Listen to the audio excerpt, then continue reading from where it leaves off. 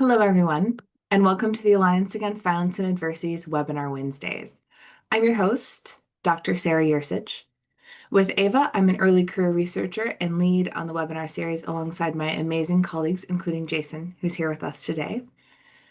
Outside of this role, I am the co-director of the Frida Center for Research on Violence Against Women and Children, housed in the School of Criminology at Simon Fraser University, and faculty in the Department of Sociology and Criminology at Capilano University. I want to begin by acknowledging that, on a national level, we encourage all Canadians and visitors to Canada to learn about the Indigenous peoples of lands on which they work, live, or visit, and become engaged allies together. We, as Canadians, in the spirit of truth and reconciliation, respect the self-determination of First Nations, Métis, and Inuit peoples, and their rights and responsibilities in culture, languages, and the pursuit of wellness. Before I introduce our speaker, I'll share just a couple of procedural things. First and foremost, you may have noticed this webinar is being recorded. It will be up on YouTube or Ava's YouTube channel shortly. That means you can revisit this webinar, you can share this webinar, and you can also watch any of our previous webinars, including one that our speaker today did for us a couple months ago. I'll put the link to those in the chat momentarily. You'll notice that aside from us communicating with you, the chat function has been disabled. So if there's ever a point you need to communicate with us, please use the Q&A function. Jason and I will be happy to assist you with anything during the presentation. You are also welcome and encouraged to use the Q&A function to pose questions to our speaker, Stefan, throughout the presentation, and we will make time for your questions toward the end of the presentation. You will also notice that in the same chat where I share the link for the past webinars, you'll also see a survey shared with you toward the end of the webinar, and we hope that you'll take the survey to not only let us know what your experience was like today, but also to let us know what you'd like to see in future webinars.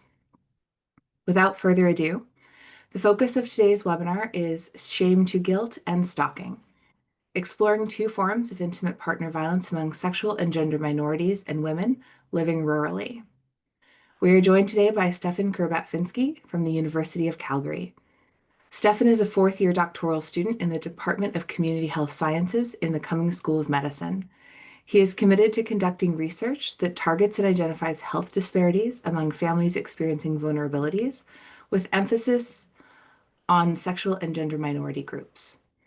Stefan has a planned postdoctoral position at the University of Toronto in which he hopes to further investigate longitudinal parent-child development along sexual and gender minority parents and their children. So, Stefan, thank you for joining us again today. I'm very excited for your presentation. Thanks, Sarah. Let's see if it's gonna. Cool, and I think everyone can see the screen. So yeah, as Sarah had mentioned, today I'm going to be presenting on two forms of intimate partner violence that are not necessarily always discussed about or seen in literature as thoroughly as like other forms of intimate partner violence, and those involve shame to guilt and stalking. And specifically, I'll look at these two behaviors within the context of sexual and gender minority groups and women living rurally. I'd just like to acknowledge some of the co-authors that helped produce this work, and it includes Doctors Nicole Letourneau, Dawn McBride, and Kendra Nixon, along with Jason Novick, Suzanne Marshall, and Kira Griggs. And I would also like to acknowledge Resolve Alberta, from which this work kind of came from, but also Prairie Action Foundation, which helped fund the research, along with the University of Calgary and the Alliance Against Violence and Adversity, where I've learned a lot about gender-based violence and sexual and gender identities, and has really helped me kind of get a better understanding of what intimate partner violence looks like among more marginalized groups. A quick overview of the presentation. I'll start with a reflection on our Indigenous lands, followed by my positionality in research and a disclosure. And then I'll give background information on shame to guilt specifically, so I've sort of separated the presentation into both shame to guilt and then followed by stalking. So I'll get into the rationale and purpose of the research for shame to guilt, followed by the methods, findings, and concluding remarks. And then I'll go into stalking and talk about the rationale and purpose of that research, and then the findings and also the concluding remarks. A quick overview or a reflection on the Indigenous lands. The lands on which University of Calgary is home or on includes the Blackfoot Confederacy, comprised of the Siksika, Piikani, and Kainai First Nations. It is also home to the Tsuut'ina First Nation, the Stoney Nakoda, which is composed of the Chiniki, Bearspaw, and Goodstoney First Nations, along with the Métis Nations of Alberta, including Districts 5 and 6. And beyond just acknowledging which sort of Indigenous groups are on these lands, it's also important to include, when possible, Indigenous individuals in research, both as participants and as researchers, because they can sort of give a better understanding of including sort of Indigenous ways of knowing throughout research, but also as participants, we can sort of see how outcomes might differ based on different identity groups.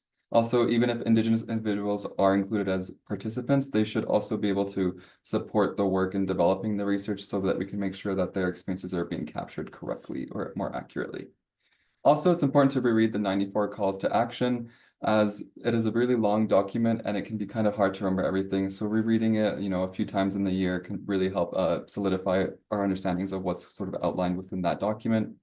Also, if possible, try to volunteer at Indigenous-based organizations, even if it's just for a day, a week, or even, just a few months, as it can really get you sort of more integrated within their culture and we can learn a lot from them. For example, we know that the land is really important to Indigenous groups, and it does impact more than just our resources and services. We can see that it impacts our mental health and sort of how we relate and interact with other individuals, which can then also impact, for example, intimate partner violence. My positionality in the research, I should say I'm still a student, as Sarah had mentioned, so I'm still learning, and my dissertation is not specifically focused on intimate partner violence. It's something that I was fortunate to be given an opportunity to research sort of on the side and have become quite interested in. I have published 6 studies on intimate partner violence, and I'm hoping to further look at it in my postdoc and career. I should say I'm a cis gay, white, able-bodied man, so while I can speak to the experiences of gay men perhaps a bit more closely than other identities, I might not necessarily be able to capture the experiences of women and other queer identities as accurately, but I will try my best to be objective in these interpretations. Also, I don't want to get into too much detail about my co-authors' personal traits, but as that's kind of up to them. But I should say they share similar characteristics, although most co-authors were also female. So what is intimate partner violence? I'm not going to get into too much detail about all the different types of IPV, which is short for intimate partner violence. But what I will get at is that it occurs between 2 or more intimate partner violence. So it's a type of interpersonal violence, but it's specifically regarding intimate partners. And intimate partners can include those who, even if it's just like a hookup, that could be considered an intimate partner. It could be sex work in some cases and long-term, short-term relationships. So there's a lot of variation in what intimacy can entail, but it's kind of more subjective to the individual who's experiencing it. Also, intimate partner violence can be both acute or chronic. It could be mild or severe, and it can be obviously like you can see the behaviors more evidently, or it can be quite discreet. And this is also important to know that the outcomes, so mental health outcomes, physical health outcomes that can come from intimate partner violence can also be acute or chronic, mild or severe. And also you might not necessarily see impacts, so they could be more discreet. And while there's a list here, we're going to focus on emotional violence for the purpose of this presentation. And I'm going to start with shame to guilt, which is a term that our team coined, and I'll get into that a bit later. But emotional IPV is also considered a psychological IPV, so they're kind of used synonymously. Essentially, what emotional IPV aims to do is abusers use emotion to manipulate their partners, usually trying to be more coercive in how they're doing this to gain control over their partners. So they usually try to produce feelings of fear, guilt, or shame among them, which can help to isolate them. So here I kind of have produced a list of the most common behaviors we see. So coercive control, manipulation, isolation, put downs, and gaslighting are very commonly seen within the context of emotional IPV. Also, emotional IPV can be more discreet, but not always, than other forms of IPV. So physical and sexual IPV might be more evident because it can lead to bruising or just more physical evidence of the abuse. But emotional IPV can be equally as detrimental based on circumstance. And emotional IPV is often really involved within the cycle of abuse. And the cycle of abuse is defined as sort of this idea that, when 2 partners meet, it's kind of this honeymoon phase, everything goes really well. But as the relationship progresses, the abuser starts to kind of get controlling, starts engaging in these sort of dangerous or violent behaviors. And it kind of creates into like a climax, like a very violent episode where partners might start questioning whether they should be with their abuser. But then the abuser kind of comes back and starts to manipulate them and says sorry and tries to kind of get back into like a stronger honeymoon phase. But then it just leads into violence again, which is often seen as even more severe than instances before. And this sort of leads me to this idea of shame to guilt, which again, we define as a team. I really want to try to define this and take it home well, but shame to guilt is the use of behaviors which shame partners, making them experience shame, but this is often perceived as guilt by the individual. So I want to say shame and guilt are very similar in how they kind of manifest within our body. They sort of produce the same emotions, your stomach kind of sinks. But the idea is shame is inflicted by someone else, whereas guilt comes from within.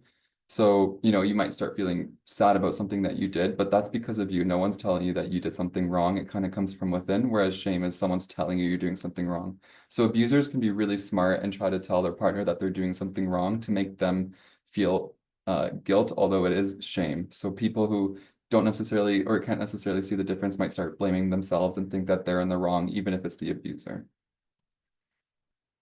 And IPV, and especially emotional IPV, can also intersect with various oppressions. And that's why I kind of discussed these two groups mainly, also because it was the data that we had available, and particularly because these two groups are severely or more severely oppressed within the three prairie provinces, and including Alberta. So for this study, rurality was defined as having less than 20,000 individuals within a town. And we know that women living rurally or other individuals as well experience various geographic barriers that can limit their access to various services and resources and goods. So there's a lot of health disparities that can arise from this, less access to mental health care, less access to economic benefits, stuff like that. We also know that patriarchal values are really rooted in rural areas where sort of the man is considered the breadwinner and women are generally expected to stay at home with their children. This can create a huge power trip where fathers are often, more dominantly seen within society and can have strong connections with other service providers, like including police, for example. Also, there's increased isolation within rural areas, so neighbors might be very spread apart, which can actually make it more difficult for broader society to see whether IPV is happening. That can also, again, undermine support to women who are navigating IPV.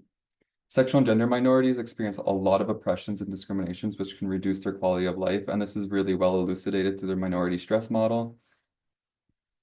So we see that bias, use discrimination, and a lack of education, especially within healthcare services, can limit access to, high quality care and can also even prevent future access within healthcare settings.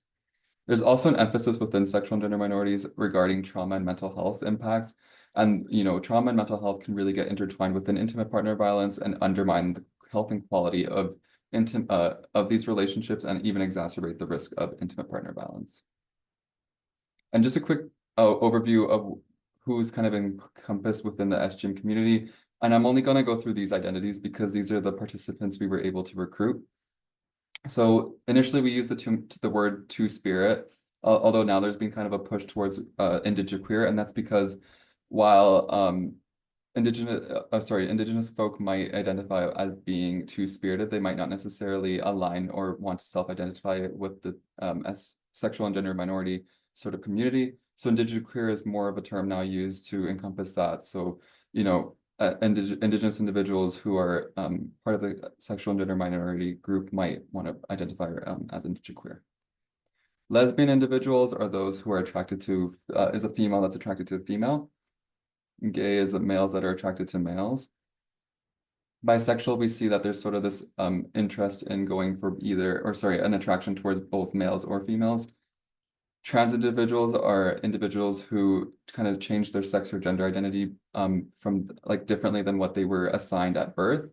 So someone might be male assigned at birth, but then later start sort of transitioning, whether medically or not, towards wanting to identify as a female.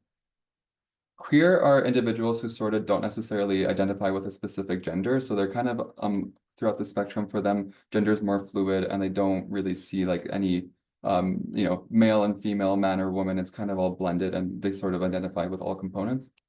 And questioning are individuals who are not quite sure where they identify within the sort of sexual orientation or gender identity, and they're just trying to sort of figure it out. So SGIM individuals do generally experience higher levels of IPV than their cis-hetero counterparts, but the rates differ. And I just want to focus on two behaviors as relevant to emotional IPV. So here you can see that cis-heterosexual men are the least likely to experience emotional IPV, whereas bisexual women are in fact the highest or experience highest rates of emotional IPV. And as we go down, we see that women are in the top three highest versus men in the bottom. But what I think is interesting is, when we think about IPV, sometimes we usually generalize it as cis heterosexual men and cis heterosexual women, and cis heterosexual women having the highest rates of IPV. But here in this graph, you can see that bisexual women were higher than cis heterosexual women, and this is like consistently seen. And for bisexual men too, we often see that bisexual men are the most at the highest risk of experiencing IPV compared to cis heterosexual men and gay men. And here's another one, and this is on controlling behaviors, and it's kind of similar, but what I want to really take home here is that cis heterosexual men were the second highest to experience controlling behaviors of IPV. And I think that's interesting because while it could be true, it might just be a reflection of cis heterosexual men struggling when a woman doesn't necessarily want to do what the cis heterosexual man asks them to do, and they can see that as controlling. Or if a woman kind of stands up for her values, a cis heterosexual man might see that as controlling. So it's kind of important to see it would be interesting to see what was necessarily going on there, but this is based on a scoping review that I conducted with some colleagues at the University of Calgary and at the University of McGill.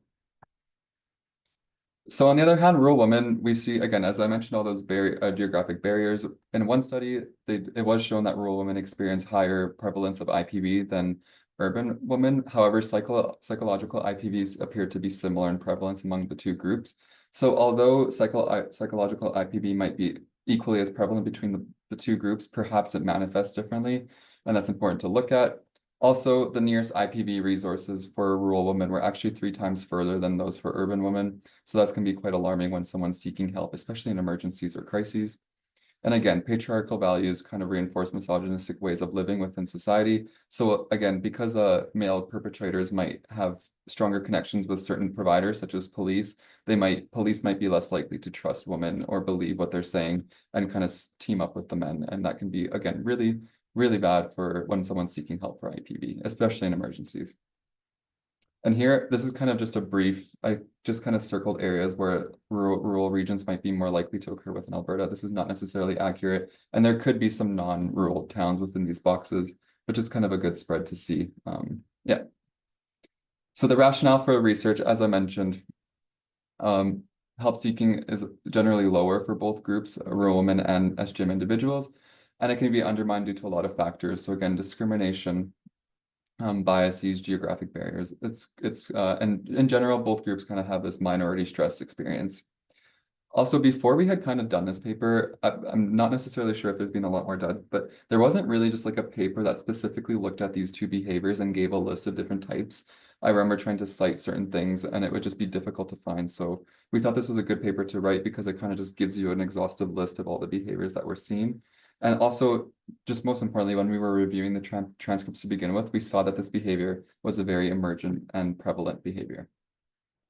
So the purpose of the research in terms of shame to guilt was to identify different tactics that abusers used, both from the perspective of those with lived experience, but also people who provided relevant service provision.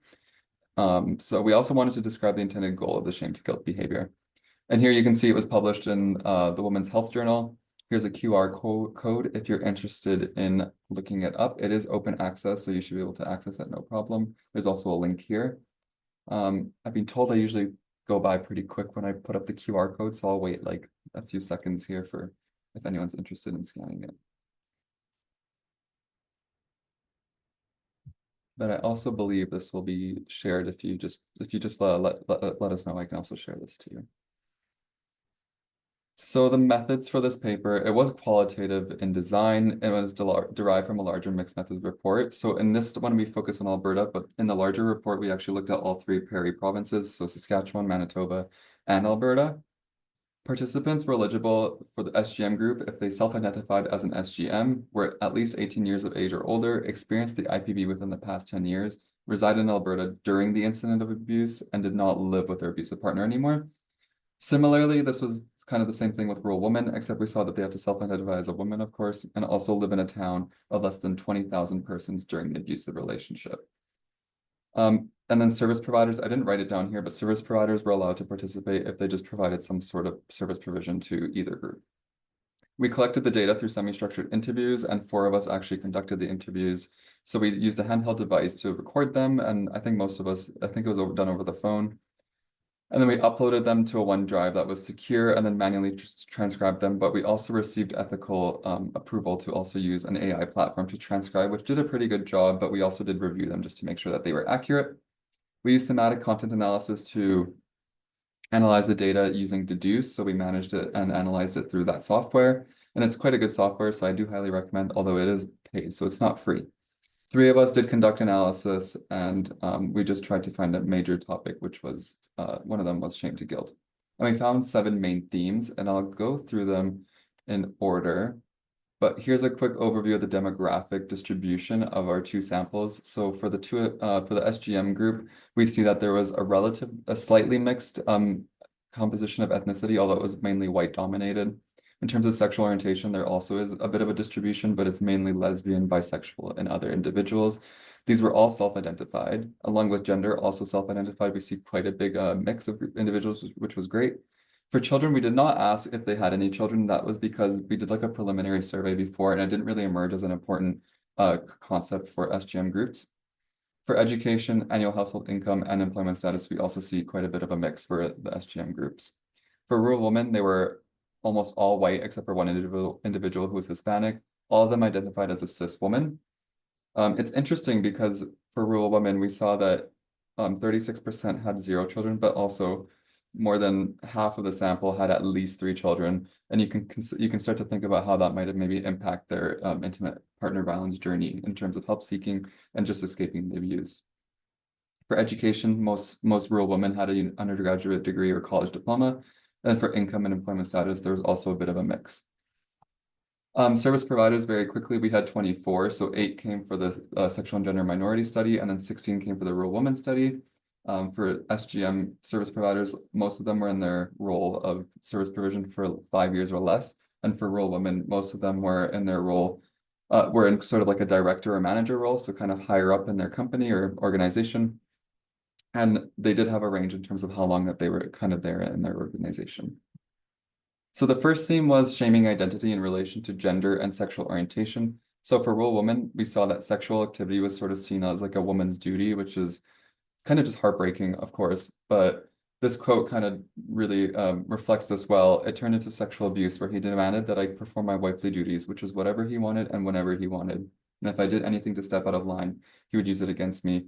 So you can see how it was, how this abuser kind of used a wifely duty to guilt their partner into doing something and shame them into doing it. And again, that can become it can kind of distort your reality and make you think that you should be doing it. Another example was being described as unfaithful if going out or spending time with others. So this quote kind of shows this. Oh, you're just going to go out on this trip and be a hoe. And a hoe is sort of used as a slur word towards women, or not just women, sorry, anyone in sort of society if they're kind of engaged in sexual activities. But this is also a presumption of what this participant was going to go do, and also likely stems from jealousy. Lastly, there was the idea that like women's bodies belong to the man. So this idea of possession. So, and this came from a service provider. So they said that they'd often see women say that the wife does what the husband says to do and often have to ask if they can use the vehicle. So again, possession, sort of this control piece. You have to stay home and do the housework, stay home because our baby cries too much. Your body is my body and we will have sex when I say so. So again, very dominant, very controlling. And again, sort of putting the woman into this place of being like at home and doing most of the housework as opposed to, engaging in the labor market or participating in broader society. For SGM individuals, one thing we saw was shaming of gender and sexual orientation after conflict or even post-separation.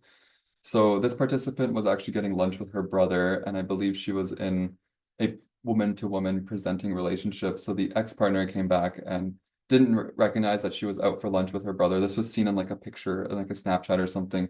Anyways, the ex-partner said, "Let me guess, you have a boyfriend now or something. So you were never actually like bisexual, pansexual.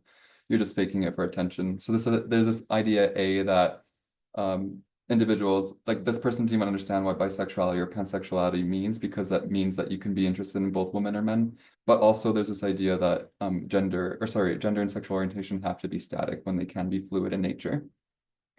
Another one was threatening to out individuals, and outing means that you sort of expose one's gender or sexual orientation to someone, so say maybe their family members when they don't know, and it can be used to manipulate them and kind of control them. So here, one participant said a lot of the times when their partner wasn't happy with them, they would threaten by saying that they would out me to their parents. We also saw service providers sort of repeat the same thing and say that we see a lot of partners threatening to out another partner.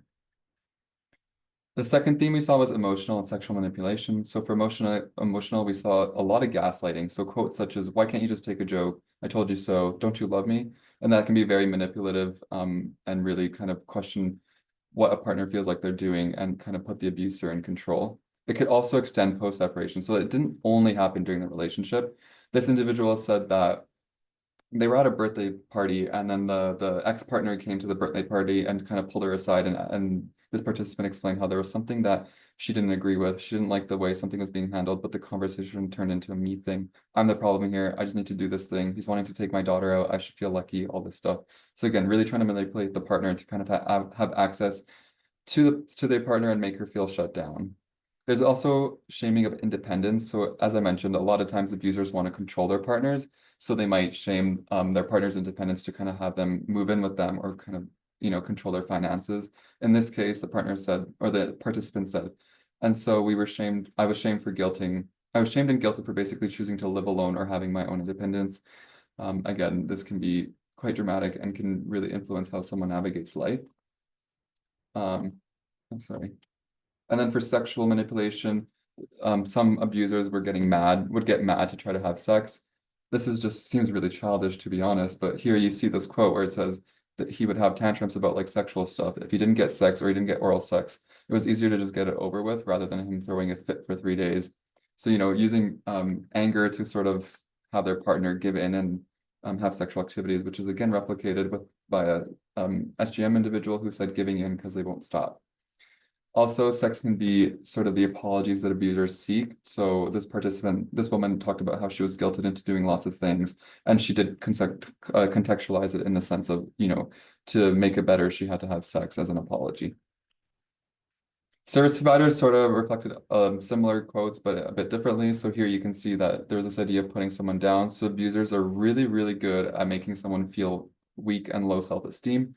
So they can say things that, that you've been telling someone that you're nothing, you have nothing, nobody will do anything for you, and you're not worthy. So it really makes someone question if they can actually get a healthier or different partner in life and make them feel like the abuser is the only person that would actually show interest in them.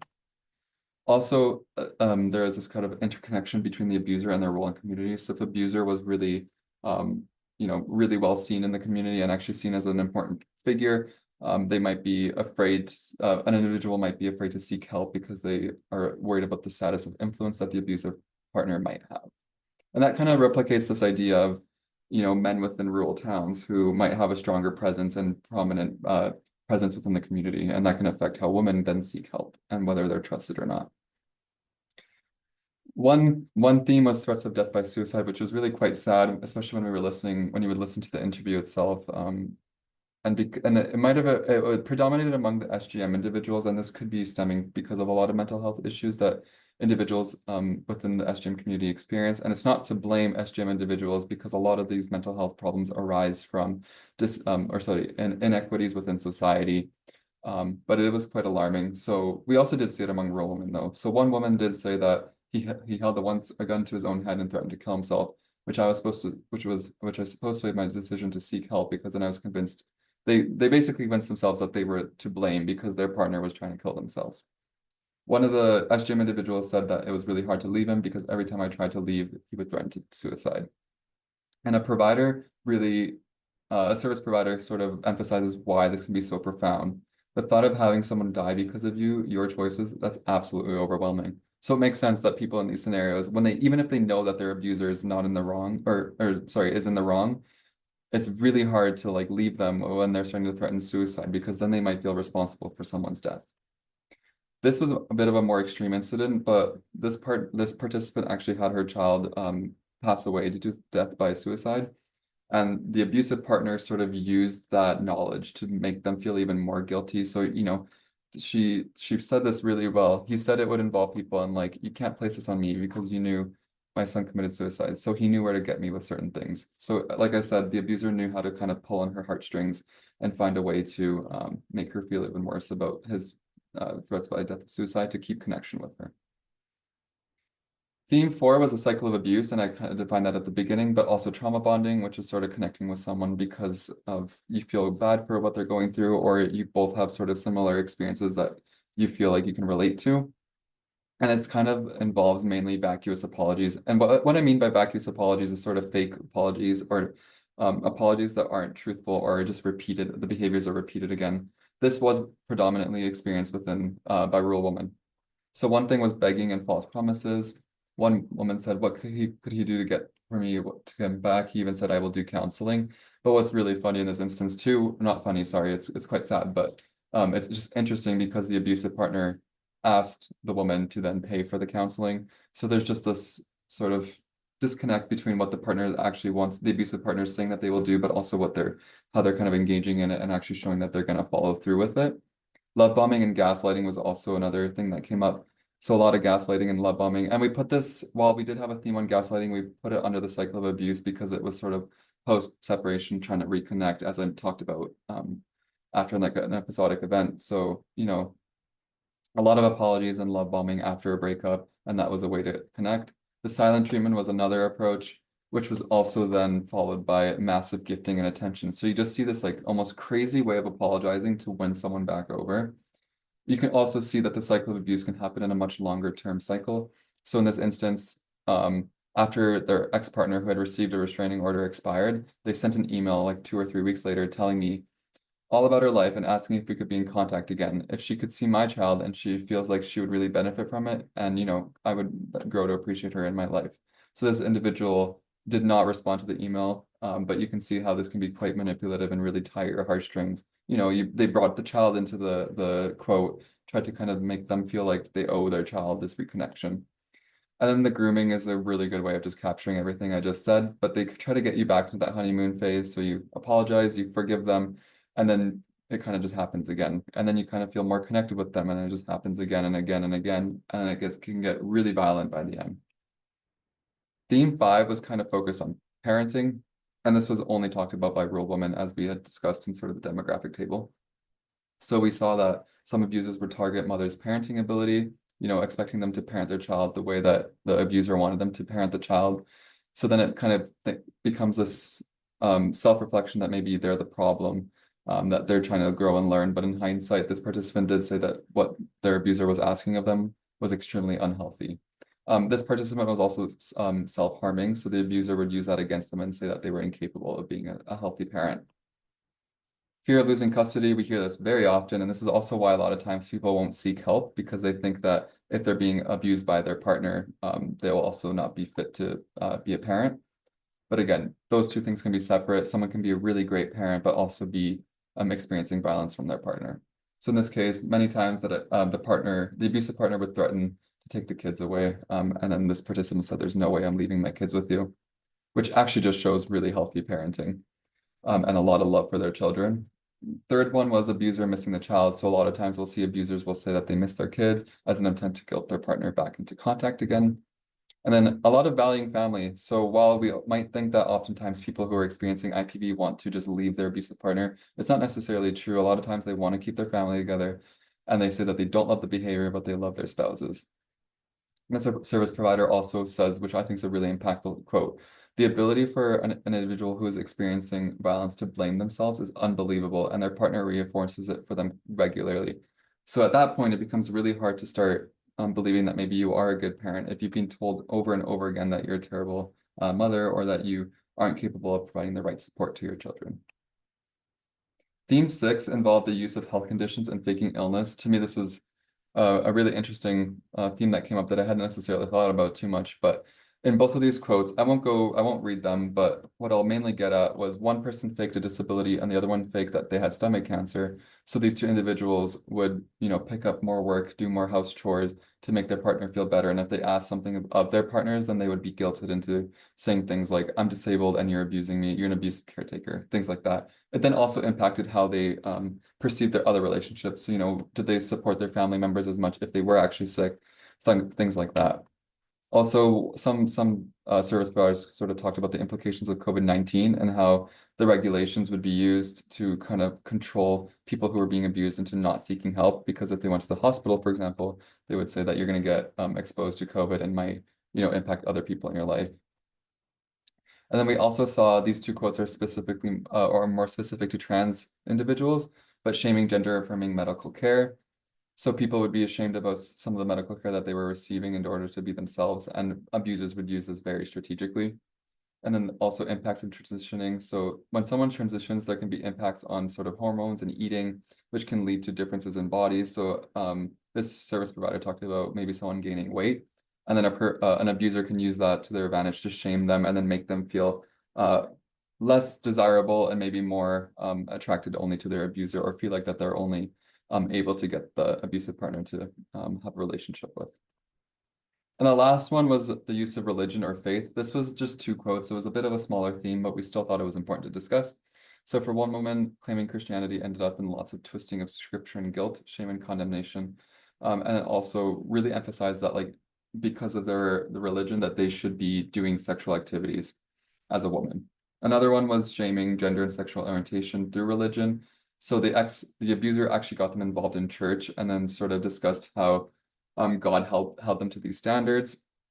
I believe this individual was wanting to change or was transitioning, or wanted to transition. So their abuser kind of prevented that from happening by kind of holding them to these religious standards. So that's kind of the results for shame to guilt. And there was three main things that we really wanted to bring awareness to. Was that, as you saw, maybe there was some behaviors here that you hadn't really thought about. Maybe you were kind of aware of all these behaviors, but having a list of these behaviors is really important to provide service providers so that they can get a better idea of, or sorry, give maybe a better depth of provision of care to individuals who are experiencing shame to guilt. Also, you could just provide a list of these behaviors to an individual experiencing it, and not necessarily telling them what they are experiencing is what they're experiencing, but letting them come to the conclusion themselves, which might actually encourage help seeking. Also, adapting educational curriculums for students is important because, as we see in sexual and educational courses, even within like grades 1 to 12, obviously not in earlier years, but maybe in later years, we do see that a lot of these behaviors are not discussed within the context of intimate partner relationships, let alone that sexual and gender minority relationships are not even really healthy ones, especially, are not shown in media. So having this more promoted would be beneficial. The last one was to change the criminal code. And what I want to get at is, this is Criminal Code 264 of Canada. And here we see that everyone who commits an offense who in any matter knowingly utters, conveys, or causes any person to receive a threat. And then you can see the three examples that they discuss, but there's no mention of any sort of coercive control, shame to guilt, nothing like that. And that can be really detrimental for individuals who seek support within legal systems, because if it's not even outlined within legislation, why would it be reinforced or like legislated, right? So making sure that this is refined to include emotional IPV and more specifically shame to guilt would be really important. I do believe in 2021 there was a desire to create an amendment to the criminal code, but it was not passed, and it did include quite a detailed idea of coercive control, but still not even still excluding quite a few of the behaviors that were outlined earlier in these findings. And now I'll get into stalking. This one's going to be a bit quicker, but stalking is a form of proximity seeking IPV, so it usually involves surveillance and monitoring. It can become more apparent as the relationship progresses, but sometimes it can happen right off the bat. Some of you might have seen Baby Reindeer on Netflix. This is a great example of stalking, and but it's only one type of stalking, right? It was actually, I guess there was two types mainly, but it was a lot of in-person following around, but there was also quite a bit of technological stalking. Overall, stalking allows abusive partners to maintain either a sense of or actual direct contact, and to obtain up-to-date information about their current or ex-partners. Sorry. And here's again from the review that we did. This was a sort of prevalence schematic that I created for stalking. As you can see, once again, bisexual women are at the highest risk of experiencing stalking compared to bisexual and lesbian women. Or sorry, cis heterosexual and lesbian women. And then we also see that bisexual men were also at higher risk of experiencing stalking. So this could be explained for bisexual individuals because they have a higher likelihood of experiencing stalking from both men and women in terms of intimate relationships. For rural women, the geography of rural areas can really help facilitate stalking. So as I mentioned, there's less distance between, or there's more distance between neighbors, which can mean that if someone's stalking your house, for example, a neighbor might not see it. Also smaller towns, so it's easier to follow someone around. It's easier maybe to predict where someone might be at a certain moment. For SGM individuals, a smaller community makes it easier to know more about someone. So whether that's even if it's in a big city like Calgary, just there's less SGM individuals, so they can maybe ask their friends about stuff or just see on dating apps. And in fact, a systematic review of 15 studies did reveal that sexual and gender minorities experience higher prevalence of stalking than their cis heterosexual counterparts. Again, as I mentioned, even for shame to guilt, the various forms of stalking behaviors that can manifest within SGM and rural women groups are not well elucidated, so we don't really have an exhaustive list of behaviors that can arise. Again, our transcripts did show that stalking was an important concept to examine. And really alarmingly, femicide is increasing in Canada. We see that a woman is killed, at least one woman is killed every 48 hours in Canada. And one of the biggest precursors for um, femicide, sorry, is stalking. So we see that individuals who are stalked, I believe it was women that were stalked are at 2 times higher rate of experiencing femicide than those who are non-stalked, either during or post separation. So the purposes of this research were to qualitatively identify different forms of stalking behaviors among those with lived experiences. And we also describe another new term, which is phantom stalking. Once again, this paper is published. It's in Ames Medical Science. It is, again, open access. So if you scan the QR code here, you should be able to access the paper. If not, I can definitely give you access to it myself. Just get in contact with me. I will again leave the slide up just for a few seconds if anyone's interested in scanning the QR code. And you'll see that I'm going to skip the methods of this paper just because the methods are essentially exactly the same from what I described earlier. The only thing is we're not including service providers in this study just because there was a lack of mention of stalking from their perspective. Okay, so we saw 4 main themes in terms of stalking. The first was isolation and physical monitoring, which I won't get into too much detail about, but it was mainly occurring among women living rurally. And that kind of makes sense, right? Like I mentioned, these rural areas are much smaller in space, and there's a lot less, things that people can do. So you can really get a good understanding of where someone might be at a specific time.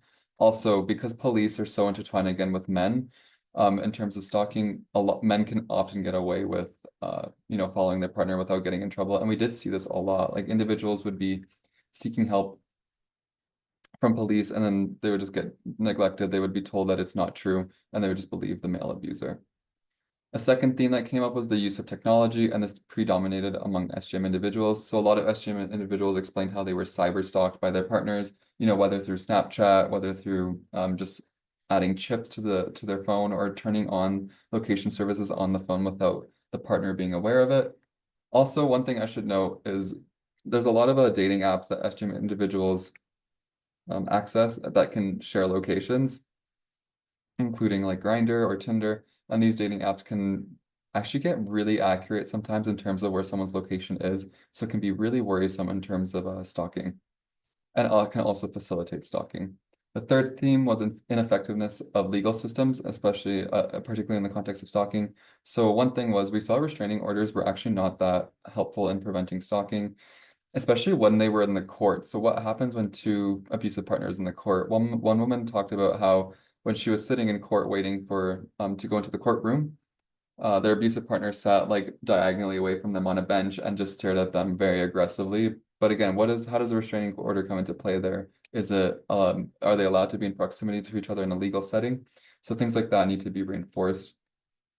Some abusers were also actually able to obtain information from the court, whether it was some forms or papers. And this is really worrisome and honestly very really unfair and really tragic that this happens because the legal system should be upholding safety, not making it easier for abusers to be able to access their partners. Also, courts were used to stalk. So in this case, some abusers actually prolonged appointments and made more like court cases happen, or sorry, more court appointments happen so that they can still somehow feel like they're connected to their partner. Lastly, we also just wanted to include some of the less common forms of stalking behavior, and these were especially the first one I never really thought about, but one abuser or one participant said that their abuser actually went in their garbage and pulled out papers to try to kind of gain ideas or information about them. So this can be quite alarming because you can obviously throw out some very private information.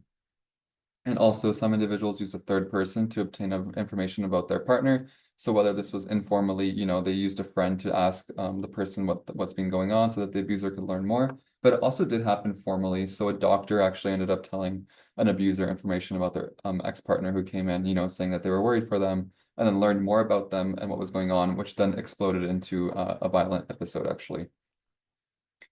So we termed phantom stalking. This was like kind of a fifth theme that we described. And when we were kind of thinking about this theme is because when we were reading the transcripts, it didn't really feel like it was just like PTSD or that it was just an outcome of, being worried that they were going to be stalked again. But it felt a bit different, like it was always ongoing. Some individuals didn't even experience stalking. So what we defined in the paper was it captures the post-separation impacts that individuals experience, wherein experiences of stalking during or after their intimate relationship, whether present or not, leads to hypervigilance and anxiety that creates a sense of being stalked. And we wanted to kind of show what phantom stalking is in comparison to DSM-5 diagnoses. We did have two psychiatrists actually help us with this, Dr. Scott Patton and Dr. Jennifer Wu. So we wanted to ask them, we also asked whether they thought it was even important to create this term, and they did think so, and they wanted to help, and they did help us sort of differentiate. So for PTSD, really briefly, PTSD would sort of happen in a one-off, something triggers, not a one-off, sorry, but something triggers it and it happens perhaps in a certain pattern or at different time intervals. Whereas for phantom stalking, it almost always happening. It's an ongoing experience. So they're not necessarily reliving their experience, but rather they're living in an experience. Another DSM-5 diagnosis would be persistent fear or negative beliefs about oneself, others, or the world. So it refers to an individual being in a state of persistent fear or a negative emotional state. It does overlap with phantom stalking, but it differs in the sense that it feels as if it is occurring. It is not necessarily an emotional reaction to something that could be, but rather of something that is. So these individuals do feel like it's happening. Another one was depersonalization and derealization, which suggests that an individual is detached from themselves and are in a potentially dissociative state. But what we found was individuals who were experiencing phantom stalkings were really fully in control of themselves and their realities, but they did have strong rationale for perceiving stalking in their lives due to the capacity of their ex-partner to engage in them. So even if stalking didn't occur, they did feel like their ex-partner could engage in the behaviors. Lastly, paranoid ideation, it's really not strongly defined within the DSM-5, but it does have some overlap. Although we did not want to necessarily associate phantom stalking with this ideation of paranoia, but rather a heightened response of perceived threat. So the reason we really wanted to get this term out was A, to help in terms of intervention, but also to destigmatize the language, because often these individuals can be described as being paranoid, when in fact it is possible, even if it never happened, it is possible. And they went through a lot. So that's why we came up with the word phantom stalking. And again, we had two psychiatrists help us with at the University of Calgary, and I think one was I think they're at the University of Western University. Anyways, having more psychiatrists maybe could have been helpful as well, but it was nice to have sort of more of a medical professional, two medical professionals help us review this. So in terms of stalking, future research and concluding remarks, we can see that we need to adapt educational curriculums to ensure that different forms of stalking are again included within these systems. One thing that could be really helpful is to increase government funding to promote the detection of cyberstalking, because cyberstalking is such a smart way of getting away with abusive behaviors. It can be really hard to track down what someone's doing or to show evidence of what someone's done. Especially nowadays, you can delete messages, you can delete combos, you can block people. So it can really limit how you can obtain evidence. Also, a lot of individuals who experience stalking and intimate partner violence can end up having lower socioeconomic status. They might lose their jobs because of all the mental health impacts that they're experiencing, or they might have low income because they were financially controlled. So we should be freely giving individuals who report being stalked with temporary security systems so that they can actually capture the evidence of stalking and therefore receive legal support. Researchers must also be ensure to define stalking in more detail, because a lot of times individuals who have experienced stalking might not actually be aware that what they were experiencing was stalking. So a lot of times individuals in their interviews didn't actually use the term stalking, but alluded to it through the themes that we just spoke on. Also, identify means of supporting individuals experiencing phantom stalking. So whether this is through implementation science, for example, developing interventions, evaluating them, and then making sure that it can be spread and uptook in different areas is really important. So whether this includes cognitive behavioral therapy, but how we frame it, for example, might be important. We also do believe that perhaps giving people who are experiencing phantom stalking with temporary security systems could help in reducing the symptoms or making them feel at least a bit more comfortable at home. Lastly, we really need to change the criminal code again for this one, and I really do define it with this one because right now stalking under the criminal code is actually under criminal harassment. Um, and as you can see, the word stalking is not even like put in any of the text here, so you don't see the word stalking. It's not in the criminal code, and while it does allude to it, it mainly only alludes to sort of a physical form here, repeatedly following from place to place, or watching the dwelling house or place with other person. So what we don't see is, cyber or technological stalking is not in there. We don't see legal stalking in there, and we don't see, accessing like someone's garbage or any of those other forms we saw. So the criminal harassment code really needs to be updated to include stalking.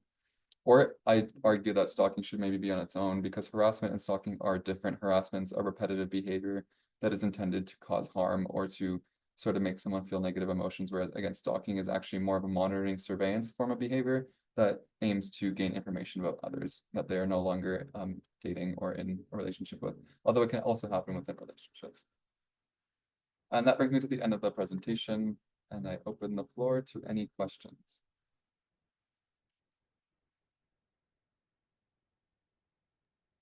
Thank you so much, Stefan. That was an absolutely fabulous presentation. I really enjoyed learning from your research and talking through it. The Q&A is open. For those of you who have questions for Stefan, please put them in the Q&A. And just know if you do raise your virtual hand, we can't actually take questions that way, so please do post them virtually. We have our first question, Stefan, if you're ready. Sure. Why do you think SGM individuals or groups are underrepresented in IPV research? Yeah, absolutely. I honestly, within the context of IPV research, I do think in recent years there has actually been a lot of research done on IPV, but the problem is it's usually clumped among all the groups. So in this study, we also tried to separate based on identity, but it's hard because we only had 18 participants, so it's hard to truly reflect, let's say, lesbian individuals if you only have 3 people in the study. And then on top of that, do they have other identities that they that can also maybe impact their help seeking? So whether it's maybe disability or their ethnic identity, it can also impact it. But again, I do think more broadly, IPV within sexual and gender minority groups has increased. But it's really hard to recruit them in the first place because there's so much discrimination towards a lot of sexual and gender minority groups, a lot of mental health challenges, again, not because of their fault, but because of all these social oppressions that they're experiencing. But B, again, I think oftentimes they're clumped together, which can give an initial, maybe surface level idea of what's going on. But we can see, as I showed in those graphs, like bisexual women always being at the highest risk of IPV prevalence. Really interesting finding that you wouldn't necessarily see through just clumping everyone together. Thank you. That's very helpful. I'll wait for more questions to come in. I do have one for you. I've done a lot of work around like risk barriers to safety. I know that rurality alone is a very large barrier to safety, and you have all these then interconnected or intersecting things that also heighten risk, not because the groups themselves create risk, but because of those structural barriers to safety. Would you be able to talk a bit more about like the uniqueness of that rural context for gender and sexual minorities? Absolutely. It was a bit harder for us because in the sample, again, everyone was a cis heterosexual. In the rural study, everyone was cis heterosexual.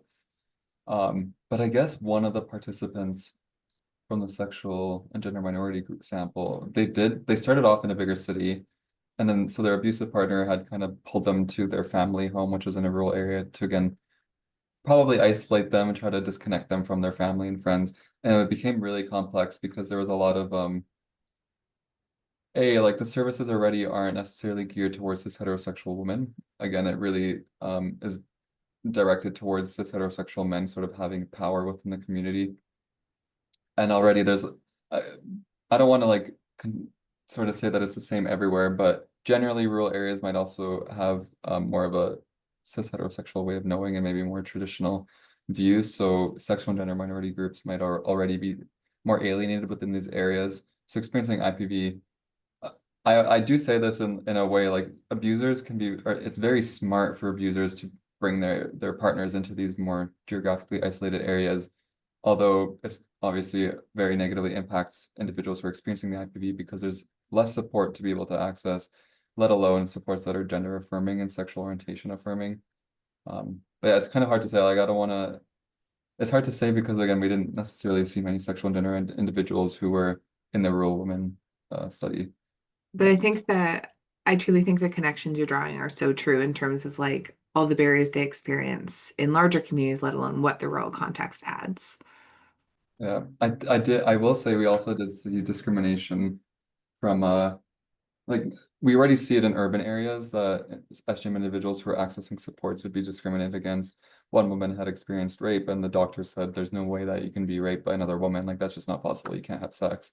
So while this education, which is usually more advanced, education is usually more up to date, let's say in bigger cities and urban areas. If it's not even up to date if it's less up to date in rural areas, it also might mean that there's less knowledge and less debiasing within medical and healthcare services within rural areas as well.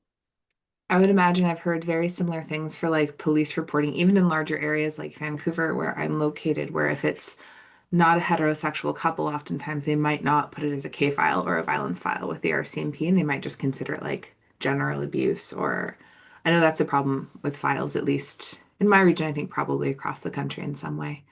Yeah, We I have, think it also reflects from the last presentation. It's just like bidirectional.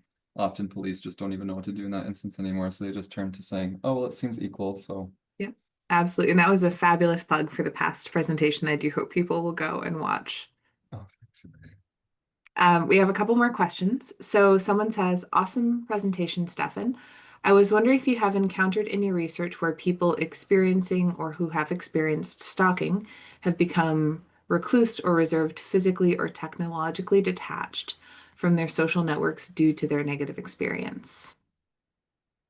yeah, that's a good question. I haven't necessarily looked at technological specifically. I do know that in general, broadly, IPV can make people feel more isolated, less likely to re-enter relationships. And also because of what was happening during the relationship, they might have disconnected from their friends and family and have a hard time reconnecting following post-separation. But I think one of the biggest things is it can really make them not want to re-enter intimate partner relationships, or they're very cautious within them, so it can really impact the progression and health of the relationship. But in terms of technology, even if it's just for fun, I'm not sure if I haven't seen anything myself. I could imagine that there's perhaps more hesitation in terms of how technology is being used, but I think because it's so dominant within society, they would still, I don't know, it'd be hard to say. I haven't actually looked at that myself.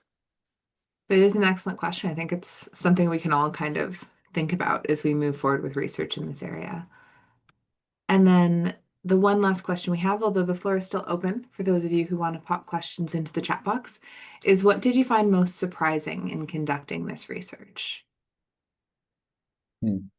Honestly, I think the biggest one was probably the legal systems, just how I never really thought about what a restraining order looks like within a legal system specifically. Like, is it outlined that once you're in within a court area, you're allowed to be in contact, you're allowed to like be within a certain number of meters. Obviously, not just in the courtroom. Obviously, in the courtroom, you have to be in the presence of the other person, but um, when you're walking around within the legal setting, are you allowed to be in proximity of each other? But the other one was this idea of just like sort of drawing out the whole legal process and creating more appointments so that you can kind of get into contact and see your partner.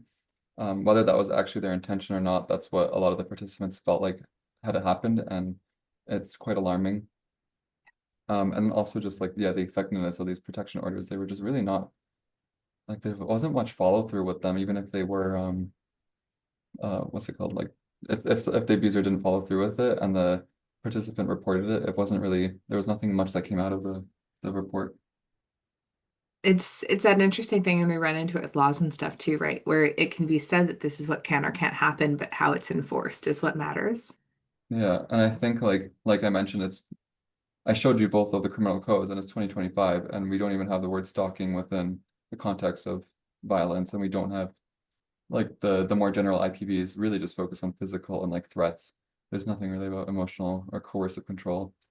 Um, it's just alarming. It's really quite sad. How are Yeah, you supposed to seek legal support when there's not really legislation that's going to help you with that? absolutely. That's it's an incredibly powerful finding. It's a good one to have too as we start to talk about these things more and more. Yeah, I think so. I don't see any more questions coming in. So I do want to say, Stefan, both for this presentation and your last, thank you so much from me and from the team at Ava for taking the time to just share your knowledge, your expertise, and this space with us. We so appreciate it. Absolutely. Thanks for having me. Always a pleasure. Come back anytime. Thanks. And for attendees, just as you head on out, please do use the QR code that was on the screen. And Jason can put the link in the chat as well to take the survey to let us know how you liked the webinar.